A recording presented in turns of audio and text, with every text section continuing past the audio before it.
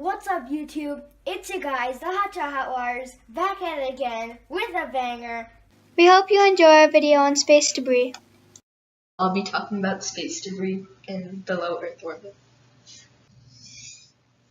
I'll talk about the problem with space debris, a few interesting collisions that have happened in the past that involve space junk, tracking space junk with radar sensors and the space debris sensor, which is known as SDS, the Kessler syndrome, and a few funny things that are orbiting Earth.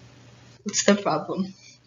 So there are a lot of pieces of space junk that are going around the Earth, and they can do a lot of damage to anything that we intentionally send up into space, like any spacecrafts, especially ones that have humans on them, because we don't want the humans to get hurt or die. Only a small fraction of these pieces can be really tracked, and these pieces orbit Earth at around 17,500 miles per hour, which is 7 times faster than a bullet. There are a few statistics. 20,000 pieces bigger than or equal to the size of a baseball are floating around in the orbit. 500,000 pieces of space junk are bigger than or equal to the size of a marble, and millions more can't even be tracked. Why are space flights so dangerous? So the kinetic energy of anything moving is half of its mass times its velocity squared. So if we assume that a fleck of paint has a mass of 0.01 grams, and it has a velocity of 17,500 miles per hour, or 8,000 meters per second, then that tiny fleck of paint will have a kinetic energy of 320 joules, and that's a big deal. Yeah, so even though the mass is very little, the velocity is still enough to make the particle harmful because the velocity is squared. This is why a car crash at 40 miles per hour is 4 times as dangerous as a car crash at 20 miles per hour, even though you'd think that it's only 2 times as dangerous. And so in short, for the same mass, when the velocity doubles, the energy quadruples. So some accidental collisions that have happened in the past. In 1996, a French satellite was hit and damaged by debris from a French rocket that had exploded a decade earlier, so it kind of backfired on them. In 2009, a defunct Russian satellite collided with and destroyed a functioning U.S. Iridium commercial satellite, and this collision added more than 2,000 pieces of trackable debris to the inventory of space junk. So if it added 2,000 pieces of trackable debris, it probably added a lot more untrackable debris.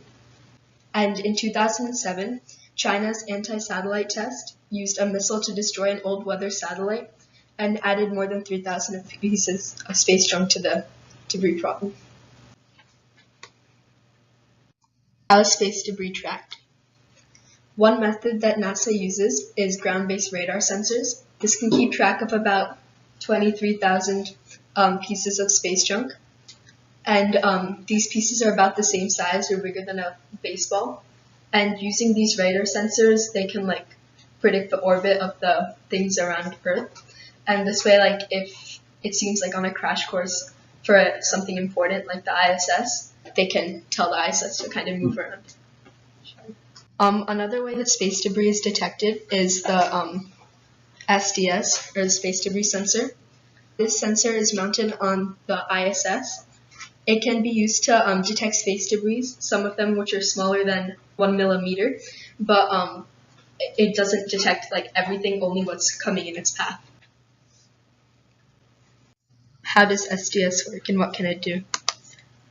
So SDS can help scientists determine many things, such as the speed, direction, and size. For the speed, you can tell how many layers are punctured, because it's composed of 3 layers. If it goes to the first 2, it'll hit the 3rd layer, and the 3rd layer has sensors that can measure how much energy the particle has. So that's another way of finding the speed. You can tell the direction by looking at the angle that it's puncturing the layers, and you can find the size by seeing how big the hole is. Oh, also in the picture it says incoming MMOD. MMOD is micrometeoroid orbital debris. The Kessler syndrome. So the Kessler syndrome, it was proposed by Donald Kessler, and it says that since there's space junk, there'll be collisions, and collisions make more space junk, which means more collisions, which means more space junk, and it keeps happening until at one point we can't really use the orbit because the probability of collisions will be way too high. He predicted that in 1970 it would take 30 to 40 years.